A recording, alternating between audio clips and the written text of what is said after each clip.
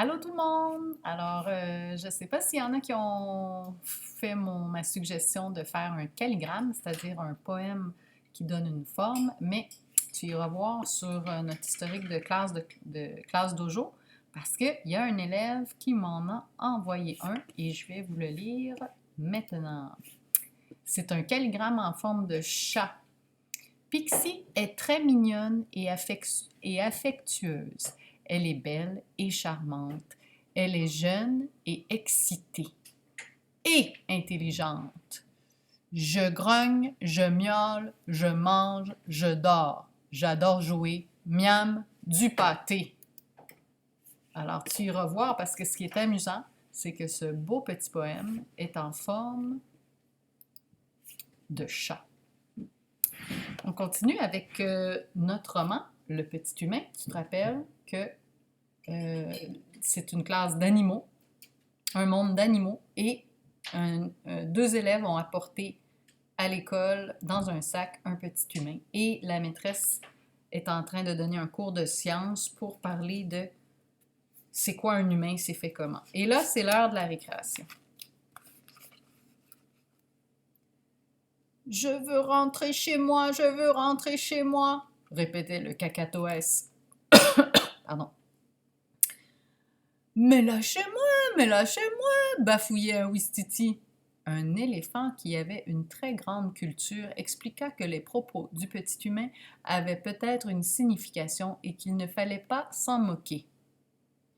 Donc en ce moment, c'est le Ouistiti et le perroquet qui répètent ce que le petit humain dit, mais ils ne font que les sons, ils ne comprennent pas ce que ça veut dire. Mais le zèbre trouvait très drôle de chanter « Aïe, aïe, aïe, lâche-moi » en se dandinant sur ses deux pattes arrière. Au retour de la récréation, tant pis pour l'exercice de calcul, on reprit l'observation de l'intrus.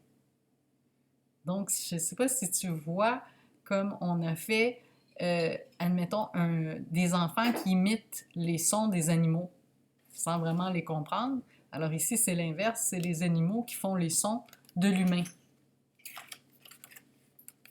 L'observation. La maîtresse fit passer l'enfant parmi les élèves pour que chacun puisse mieux comprendre la leçon. Le petit humain se trouva ainsi balancé de grosses pattes d'éléphant en fines griffes de panthère, en passant par des doigts poilus qu'il n'avait jamais osé imaginer.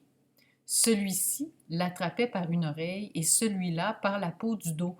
On se lançait même le petit humain pour aller plus vite. Un peu comme quand dans la classe, en période de sciences, on se passe un objet pour mieux l'observer. Alors là, il se passe l'humain. Oh, c'est mou, s'exclama le tatou. C'est léger et tout blanc, ajouta l'éléphant. Il n'a ni oreille ni cou digne de ce nom, fit le girafon.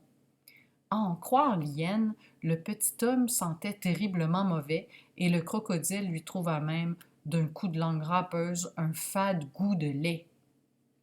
On va même jusqu'à goûter pour savoir qu'est-ce que ça goûte un humain. Le petit humain essayait de faire comprendre qu'une caresse de maman valait 1000 fois plus qu'une bise de crocodile, mais rien n'y fit. On le manipula, on le caressa, on le gratta, on le retourna et on l'entortilla toute la journée et dans tous les sens. On le dessina même. L'éléphant, bien sûr, l'affubla d'un nez beaucoup trop long.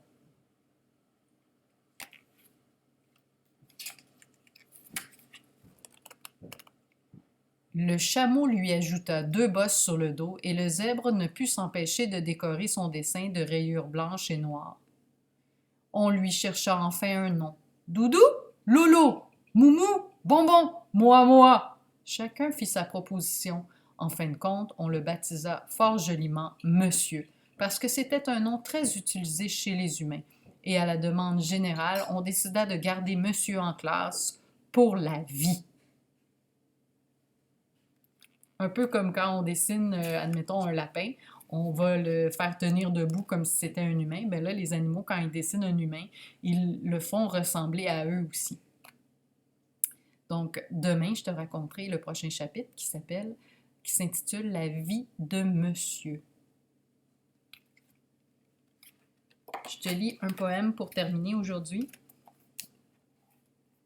Étant donné qu'on a eu 2 jours de pluie, ça c'est un livre qui s'intitule « Mon premier Larousse des poésies ». C'était à ma fille avant. Elle me le prête, hein, Angélique? Aux éditions Larousse. Et tu viens de voir Maxence passer. Et parfois, tu le vois dans le miroir, comme on voit ici en ce moment. Max, dis allô dans le miroir. Il ne veut pas participer. Non, on ne te voit pas, on ne te voit pas. Il fallait que tu restes où est-ce que tu étais. Là, on te voit. Dis allô dans le miroir. Yes! Max vous dit allô. Alors, Il pleut. C'est écrit par Raymond Queneau, un poète assez connu, très connu même, et c'est illustré par Séverine Cordier. Tu vas remarquer qu'un poème, c'est pas un texte comme les autres parce que ça n'a pas nécessairement de ponctuation. La construction de phrases est vraiment complètement chamboulée et on peut faire à peu près ce qu'on veut dans un poème. Tu vas voir ici que c'est assez particulier. Averse, averse, averse, averse, averse, averse. Pluie, ô pluie, ô pluie, ô pluie, ô pluie, ô pluie, ô pluie. Goutte d'eau, goutte d'eau, goutte d'eau, goutte d'eau. Parapluie, ô parapluie, ô parapluie, ô paragoutte d'eau de pluie. Capuchon, pèlerine et imperméable, que la pluie est humide et que l'eau mouillée, que l'eau mouille et mouille. Mouille l'eau, mouille l'eau, mouille l'eau, mouille l'eau, et que c'est agréable, agréable, agréable. D'avoir les pieds mouillés et les cheveux humides, tout humide d'averses et de pluie et de gouttes, d'eau de pluie et d'averses, et sans un paragoutte pour protéger les pieds et les cheveux mouillés, qui ne vont plus friser et qui ne vont plus friser à cause de l'averse, à cause de la pluie, à cause de l'averse et des gouttes de pluie. Des gouttes d'eau de pluie et des gouttes d'averse, cheveux désarçonnés, cheveux sans parapluie. C'était le poème de Raymond Queneau. Je pourrais te raconter la prochaine fois le poème « Vent » de Maurice Carême. Voilà. Alors, je te souhaite une très belle journée puisque là, la pluie est partie, plus besoin de parapluie ni de paragoutte. Tes cheveux et tes pieds ne seront plus mouillés ni humides sans une goutte d'eau de pluie. Profite bien du soleil. Et peut-être inspire-toi de ceci pour faire ton propre poème et me l'envoyer. Peut-être même en calligramme.